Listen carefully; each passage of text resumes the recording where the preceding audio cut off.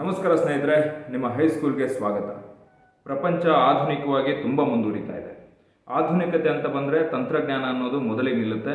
ಪ್ರಪಂಚದಲ್ಲಿ ಯಾವ ರಾಷ್ಟ್ರ ತಂತ್ರಜ್ಞಾನದಲ್ಲಿ ಮುಂದಿದೆಯೋ ಎಲ್ಲ, ಒಂದು ಸೆಕ್ಯೂರಿಟಿಯಿಂದ ಹಿಡಿದು ದಿನನಿತ್ಯ ನಾವು ಬಳಸುವಂತಹ ಅಪ್ಲಿಕೇಶನ್ ಸಾಫ್ಟ್ವೇರ್ಗಳಿಂದ ಹಿಡಿದು ಎಲ್ಲದರಲ್ಲೂ ಯಾವ ದೇಶ ತಂತ್ರಜ್ಞಾನದಲ್ಲಿ ತುಂಬ ಮುಂದಿರುತ್ತೋ ಅಂತಹ ರಾಷ್ಟ್ರ ಇವತ್ತು ಮುಂದುವರಿದ ರಾಷ್ಟ್ರ ಅಥವಾ ಆರ್ಥಿಕತೆಯಲ್ಲಿ ತುಂಬ ಪ್ರಾಬಲ್ಯ ಸಾಧಿಸುವಂತಹ ರಾಷ್ಟ್ರ ಅಂತ ಹೇಳುವ ಮಟ್ಟಿಗೆ ಇವತ್ತು ತಂತ್ರಗಾರಿಕೆ ಅನ್ನೋದು ತುಂಬ ಮುಂದುವರೆದಿದೆ. ಸೊ ಹಾಗಾಗಿ ಈಗ ಕೋರ್ಸ್ಗಳಲ್ಲೂ ನಾವು ಇಂಜಿನಿಯರಿಂಗ್ ಅಂತ ಅಂದರೆ ತುಂಬ ಪ್ರಾಮುಖ್ಯತೆ ಇರುವಂಥದ್ದು, ಹೈಯೆಸ್ಟ್ ಪ್ಯಾಕೇಜ್ ಸಿಗುವಂತಹ ಜಾಬಲ್ಲಿ ಇಂಜಿನಿಯರಿಂಗ್ ಅನ್ನೋದು ಅಂದರೆ ಟೆಕ್ನಿಷಿಯನ್ಸ್, ಟೆಕ್ಕಿಗಳು ಅಂತ ನಾವೇನು ಕರಿತೀವೋ ಅವರು ತುಂಬ ಪ್ರಮುಖ ಮುನ್ನೆಲೆಯಲ್ಲಿ ಬಂದು ನಿಲ್ತಾರೆ. ಸೊ ಇವತ್ತು ಪ್ರಪಂಚದಾದ್ಯಂತ ಬೇರೆ ಬೇರೆ ರಾಷ್ಟ್ರಗಳಲ್ಲಿ ಈ ಒಂದು ತಂತ್ರಜ್ಞಾನಕ್ಕೆ ತುಂಬ ಬೆಲೆ ಇದೆ. ದಿನನಿತ್ಯ ನಾವು ಬಳಸುವಂತಹ ಪ್ರತಿಯೊಂದು ಅಪ್ಲಿಕೇಶನ್ಗಳು ಕೂಡ ಇವತ್ತು ತಂತ್ರಜ್ಞಾನದ ಒಂದು ಸಮ್ಮಿಲನನೇ ಆಗಿದೆ. ಸೊ ಇವತ್ತು ತಂತ್ರಜ್ಞಾನ ಇಲ್ಲದೇ ಯಾವ ಒಬ್ಬ ವ್ಯಕ್ತಿನೂ ಕೂಡ ಬದುಕೋದಿಕ್ಕೆ ಸಾಧ್ಯ ಇಲ್ಲ. ಅವನು ತಂತ್ರಜ್ಞಾನವನ್ನು ಉಪಯೋಗಿಸ್ಕೊಂಡೇ ಬದುಕಬೇಕು. ನಾವು ನೋಡುವಂತಹ ಟಿ ವಿ ಆಗಿರ್ಬೋದು, ಉಪಯೋಗಿಸುವಂತಹ ಮೊಬೈಲ್ ಫೋನ್ಗಳಾಗಿರ್ಬೋದು, ಅಥವಾ ನಾವು ದಿನನಿತ್ಯ ಟ್ರಾನ್ಸಾಕ್ಷನ್ಗೆ ಯೂಸ್ ಮಾಡುವಂತಹ ಬ್ಯಾಂಕಿಂಗ್ ಅಪ್ಲಿಕೇಶನ್ಗಳಾಗಿರ್ಬೋದು, ಯಾವುದೇ ರೀತಿಯಲ್ಲಿ ತಂತ್ರಜ್ಞಾನಕ್ಕೆ ನಾವು ಇವತ್ತು ಬಾಂಡ್ ಆಗಿದ್ದೀವಿ. ಅದು ಮನರಂಜನೆ ಆಗಿರ್ಬೋದು ಅಥವಾ ಎಜುಕೇಷನ್ ಕೂಡ ಆಗಿರ್ಬೋದು. ಸೊ ಈ ರೀತಿಯಲ್ಲಿ ಇವತ್ತು ಟೆಕ್ಕಿಗಳಿಗೆ ತುಂಬ ಬೆಲೆ ಇದೆ, ತುಂಬ ದೊಡ್ಡ ಮಾರ್ಕೆಟ್ ಇದೆ. ನಾವು ಕರ್ನಾಟಕದಲ್ಲಿ ನೋಡೋದಾದರೆ ಬೆಂಗಳೂರಂತಹ ಸಿಟಿಗಳಿಗೆ ಬೇರೆ ಬೇರೆ ರಾಷ್ಟ್ರಗಳಿಂದ, ಬೇರೆ ಬೇರೆ ಕಡೆಯಿಂದ, ಬೇರೆ ಬೇರೆ ಊರುಗಳಿಂದ ಟೆಕ್ಕಿಗಳು ತಮ್ಮ ಇಂಜಿನಿಯರಿಂಗ್ ಡಿಗ್ರಿಯನ್ನು ಮುಗಿಸಿ ಇಲ್ಲಿಗೆ ಬಂದು ಕೆಲಸಕ್ಕೆ ಜಾಯ್ನ್ ಆಗ್ತಾರೆ. ಅವ್ರದೇ ಆದಂತಹ ಕೊಡುಗೆಯನ್ನು ಪ್ರತಿನಿತ್ಯ ಕೊಡ್ತಾನೆ ಇದ್ದಾರೆ. ಸೊ ಇದರಿಂದ ದೇಶದ ಆರ್ಥಿಕತೆ ಮತ್ತು ರಾಜ್ಯದ ಆರ್ಥಿಕತೆ ಕೂಡ ತುಂಬ ದೊಡ್ಡದಾಗಿ ಬೆಳೀತಾ ಇದೆ. ಜೊತೆಗೆ ಜನಜೀವನ ಕೂಡ ಬೇರೆ ಬೇರೆ ಕೆಲಸಗಳಲ್ಲಿ ತೊಡಗಿಸ್ಕೊಳ್ತಾ ಇದ್ದಾರೆ. ಆದರೆ ಇದೊಂದು ಸಾಫ್ಟ್ವೇರ್ ಫೀಲ್ಡ್ ಡೆವಲಪ್ ಆಗಿಬಿಟ್ರೆ ಪ್ರಪಂಚ ಉದ್ಧಾರ ಆಗುತ್ತಾ ಅಥವಾ ಪ್ರಪಂಚ ಮುನ್ನೆಲೆಗೆ ಬಂದ್ಬಿಡುತ್ತೆ, ಇದೊಂದೇ ಸಾಕ ಅಂತ ನೋಡೋದಾದರೆ ಸಾಫ್ಟ್ವೇರ್ ಇವತ್ತೇನು ಬೆಳೀತಾ ಇದೆಯೋ, ಎಲ್ಲ ಕಡೆ ಕಂಪ್ನಿಗಳು ಏನು ಬೆಳೀತಾ ಇದೆಯೋ ಅವರಿಗೆ ಅಗತ್ಯವಾದಂತಹ ಮೂಲಭೂತ ಸಂಪನ್ಮೂಲಗಳು ಮತ್ತು ಸೌಲಭ್ಯಗಳು ಕೂಡ ದಿನನಿತ್ಯ ಬೇಕಾಗಿ ಆಗುತ್ತೆ. ಅಂದರೆ ಒಂದು ಟೀ ಕಾಫಿಯಿಂದ ಹಿಡಿದು ದಿನನಿತ್ಯ ಅವರು ಉಪಯೋಗಿಸುವಂತಹ ಪೆಟ್ರೋಲ್ ಡೀಸೆಲ್ವರೆಗೂ ಕೂಡ ಇದೆಲ್ಲ ಸಾಫ್ಟ್ವೇರನ್ನು ಹೊರತುಪಡಿಸಿ ಇರುವಂತಹ ಜಗತ್ತು. ಸೊ ಒಂದು ಕಾಂಡಿಮೆಂಟ್ ಆಗಿರ್ಬೋದು, ಬೇಕರಿಗಳಾಗಿರ್ಬೋದು, ಹೋಟೆಲ್ಗಳಾಗಿರ್ಬೋದು, ಒಂದು ಇಸ್ತ್ರಿ ಅಂಗಡಿ ಆಗಿರ್ಬೋದು. ಸೊ ಹೀಗೆ ನಾನಾ ರೀತಿಯಲ್ಲಿ ಇವತ್ತು ಬೇರೆ ಬೇರೆ ಕ್ಷೇತ್ರಗಳು ಕೂಡ ಇದ್ರ ಜೊತೆಗೆ ತುಂಬ ಪ್ರಾಮುಖ್ಯವಾಗಿ ಬೇಕಾಗಿರುವಂಥದ್ದು. ಆದರೆ ನಾವು ಇವತ್ತು ಬರೀ ಡಿಸ್ಕಷನ್ಗಳು ಅಂತ ಅಂದರೆ ಸಾಫ್ಟ್ವೇರ್ ಉದ್ಯಮದ ಬಗ್ಗೆನೇ ಡಿಸ್ಕಷನ್ಗಳು ನಡೀತಾನೆ ಇದೆ. ಉದಾಹರಣೆಗೆ ಇನ್ಫೋಸಿಸ್ನ ಸಂಸ್ಥಾಪಕರಾಗಿರುವಂತಹ ನಾರಾಯಣ ಮೂರ್ತಿಯವರು ಆವಾಗವಾಗ ಒಂದು ಹೇಳಿಕೆಯನ್ನು ಕೊಡ್ತಾನೆ ಇರ್ತಾರೆ. ಜೊತೆಗೆ ಅವರು ಆ ಹೇಳಿಕೆಗೆ ಸ್ಟಿಕ್ ಆನ್ ಆಗಿದ್ದಾರೆ.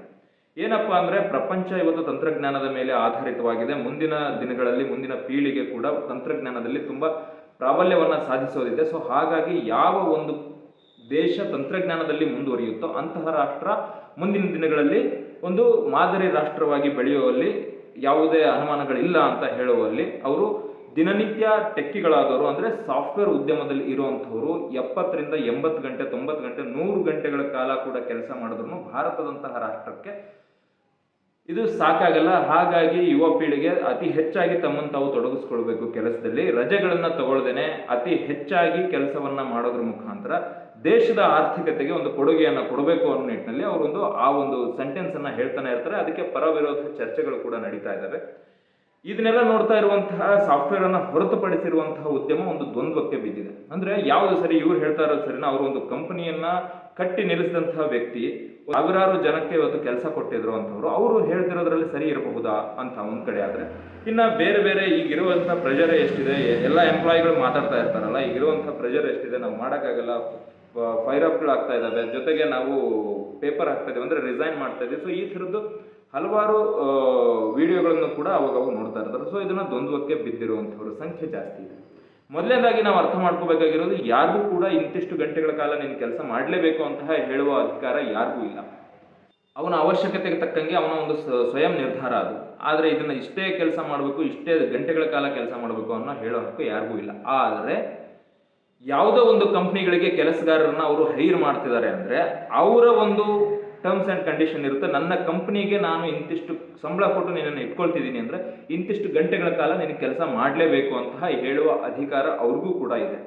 ಯಾವ ಒಬ್ಬ ಕಂಪ್ನಿ ಮಾಲೀಕ ಇರ್ತಾನೋ ಅವನು ಇಂತಿಷ್ಟು ಸಂಬಳವನ್ನು ಕೊಡ್ತಿದ್ದೀನಿ, ನನಗೆ ಇಂತಿಷ್ಟು ಹವರ್ಗಳ ಕಾಲ ಇಂತಿಷ್ಟು ಕೆಲಸಗಳನ್ನು ನೀನು ಮಾಡಲೇಬೇಕು ದಿನನಿತ್ಯ ಅಂತ ಹೇಳುವ ಅಧಿಕಾರ ಆ ಒಂದು ಮಾಲೀಕನಿಗೂ ಕೂಡ ಇದೆ. ಆದರೆ ಅದನ್ನು ಇಂಟರ್ವ್ಯೂ ಅಂತ ನಾವೇನು ಹೇಳ್ತೀವೋ ಇಂಟರ್ವ್ಯೂಗಳ ಮುಖಾಂತರ ನಾವು ಹೈರ್ ಆಗ್ತೀವಿ. ಅಲ್ಲಿ ಒಳಗೆ ಹೋದ್ಮೇಲೆ ಅವ್ರದ್ದೇ ಆದಂತಹ ಒಂದು ನಾರ್ಮ್ಸ್ ಇರುತ್ತೆ. ಆ ನಾರ್ಮ್ಸ್ ಪ್ರಕಾರವಾಗಿ ನಾವು ಕೆಲಸ ಮಾಡಲೇಬೇಕು. ಅಕಸ್ಮಾತ್ ನಮ್ಮಿಂದ ಆ ಒಂದು ಟರ್ಮ್ಸ್ ಆ್ಯಂಡ್ ಕಂಡೀಷನ್ಗಳಿಗೆ ನಾವು ಕೆಲಸ ಮಾಡೋಕ್ಕೆ ಆಗಲ್ಲ ಅಂದಾಗ ರಿಸೈನ್ ಮಾಡಿ ಒಂದು ನೋಟಿಸ್ ಪೀರಿಯಡನ್ನು ಕಂಪ್ಲೀಟ್ ಮಾಡ್ಕೊಂಡು ಹೊರಗಡೆ ಬರಬಹುದು. ಸೊ ಈ ಒಂದು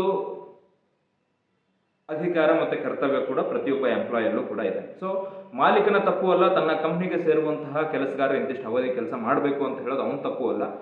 ಕೆಲಸಗಾರರದು ತಮ್ಮ ಒಂದು ನಿರ್ಧಾರಿತ ಸಮಯ, ಅದು ತಾವು ಒಂದು ಫ್ಯಾಮಿಲಿ ಲೈಫನ್ನು ಬ್ಯಾಲೆನ್ಸ್ ಮಾಡಬೇಕು ಅಥವಾ ತಮ್ಮ ಒಂದು ಬೇರೆ ಬೇರೆ ಕ್ಷೇತ್ರಗಳಿಗೂ ಕೂಡ ತಮ್ಮ ಒಂದು ಕೆಲಸವನ್ನು ತಮ್ಮ ಒಂದು ಸಮಯವನ್ನು ಮೀಸಲಿಡಬೇಕು ಅಂತ ಅಂದ್ಕೊಂಡಿರೋರು ಅವ್ರದ್ದೇ ಆದಂತಹ ಒಂದು ಕಟ್ಪಾಡುಗಳಿರ್ತವೆ. ನಾವು ಇಂತಿಷ್ಟು ಹವರ್ ಮಾತ್ರ ಕೆಲಸ ಮಾಡೋದಕ್ಕೆ ಎಲಿಜಿಬಲ್ ಆಗಿದ್ದೀವಿ, ಬೇರೆ ಇದಕ್ಕಿಂತ ಹೆಚ್ಚಿನ ಗಂಟೆಗಳು ನಾವು ಕೆಲಸ ಮಾಡೋದಕ್ಕೆ ಆಗಲ್ಲ ಅಂತಲೂ ಕೂಡ ಅದು ಅವರ ಸ್ವಯಂ ನಿರ್ಧಾರ. ಸೊ ಇವೆರಡೂ ಕೂಡ ಬ್ಯಾಲೆನ್ಸ್ ಆದಾಗ ಒಂದು ಕಂಪ್ನಿ ಅನ್ನೋದು ರನ್ ಆಗುತ್ತೆ. ಸೊ ಮಾಲೀಕನಾಗಿ ಅವರು ಹೇಳುವಂಥದ್ದು ತಪ್ಪಲ್ಲ, ಕೆಲಸಗಾರರಾಗಿ ಇವ್ರು ಮಾಡುವಂಥದ್ದು ತಪ್ಪಲ್ಲ. ಆದರೆ ಆ ಒಂದು ಮೈಂಡ್ಸೆಟ್ನ ಕಂಪ್ನಿಯಲ್ಲಿ ಇದ್ದಂತಹ ಎಂಪ್ಲಾಯ್ಗಳು ಅದಕ್ಕೆ ತಕ್ಕನಾಗಿ ಅವ್ರು ಕೆಲಸ ಮಾಡಲೇಬೇಕಾಗುತ್ತೆ. ಬಿಕಾಸ್ ಅದು ಅವರ ಕಂಪನಿಯ ಒಂದು ಮ್ಯಾನೇಜ್ಮೆಂಟ್ ಇರೋದು ಹಾಗೆ, ಅವ್ರ ಕಂಪ್ನಿಯನ್ನು ರೂಪಿಸ್ಕೊಂಡು ಬಂದಿರೋದು ಆ ರೀತಿ ಅಂದಾಗ.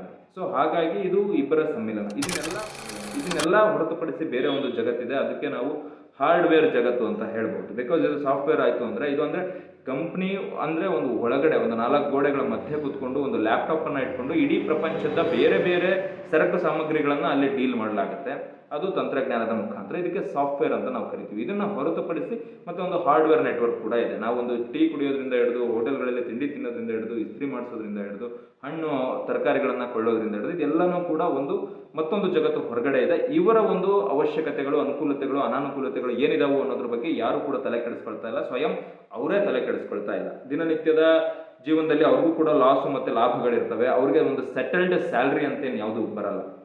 ಸಾಫ್ಟ್ವೇರ್ ಎಂಪ್ಲಾಯಿಗಳಿಗೆ ಒಂದು ಸೆಟಲ್ಡ್ ಸ್ಯಾಲ್ರಿ ಇದೆ, ಲಕ್ಷಾಂತರ ರೂಪಾಯಿಗಳನ್ನು ಅವರು ಎಣಿಸ್ತಾರೆ. ಆ ಕಂಪ್ನಿ ಲಾಭದಲ್ಲಿರಲಿ ಲಾಸಲ್ಲಿರಲಿ ಏನೇ ಆದರೂ ಇವ್ರಿಗೆ ಬರೋ ಸಂಬಳ ಬರ್ತಾ ಇರುತ್ತೆ. ಬಟ್ ದಿನನಿತ್ಯ ನಡೆಯುವಂತಹ ಬಿಸ್ನೆಸ್ಗಳಲ್ಲಿ ಲಾಸು ಲಾಭಗಳನ್ನು ಎದುರಿಸ್ತಿರುವಂತಹ ಈ ಒಂದು ಜಗತ್ತಿನ ಬಗ್ಗೆ ಒಂದಷ್ಟು ಮಾಹಿತಿಯನ್ನು ಕೊಡೋರಿದ್ದೀವಿ. ಸೊ ಹಾಗಾಗಿ ಈ ಒಂದು ಸಾಫ್ಟ್ವೇರಲ್ಲಿ ನಡೀತಿರುವಂತಹ ಸಾಫ್ಟ್ ವಾರ್ ಏನಿದೆಯಲ್ಲ, ಅದಕ್ಕೆ ಅನುಗುಣವಾಗಿ ಹಾರ್ಡ್ವೇರಲ್ಲಿರುವಂತಹ ಹಾರ್ಡ್ ವಾರ್ಗಳನ್ನು ನಿಮ್ಮ ಮುಂದೆ ತೆರೆದಿಡೋದಕ್ಕೆ ಮುಂದಿನ ದಿನಗಳಲ್ಲಿ ನಾವು ಕೆಲವೊಂದು ಸಂಚಿಕೆಗಳನ್ನು ಮಾಡಿ ಅಂಥವ್ರ ಹತ್ರ ಹೋಗಿ ಅಂಥವ್ರನ್ನ ಮಾತಾಡಿಸಿ ಅವರು ಎಷ್ಟು ಗಂಟೆಗಳ ಕಾಲ ದಿನನಿತ್ಯ ಕೆಲಸ ಮಾಡ್ತಿದ್ದಾರೆ, ಯಾಕೆ ಮಾಡಬೇಕು, ಅವರು ಆ ಒಂದು ಕ್ಷೇತ್ರಕ್ಕೆ ಯಾಕೆ ಬಂದರು, ಮತ್ತು ಅದರಲ್ಲಿರುವಂತಹ ಸವಾಲುಗಳೇನು, ಲಾಭ ನಷ್ಟಗಳೇನು ಅನ್ನೋದ್ರ ಬಗ್ಗೆ ಒಂದಷ್ಟು ಮಾಹಿತಿಯನ್ನು ಕೊಡಬಹುದು ಅಂತ ನಾವು ಮುಂದಿನ ದಿನಗಳಲ್ಲಿ ಕೆಲವಷ್ಟು ಸಂಚಿಕೆಗಳನ್ನು ಮಾಡ್ತಾ ಇದ್ದೀವಿ.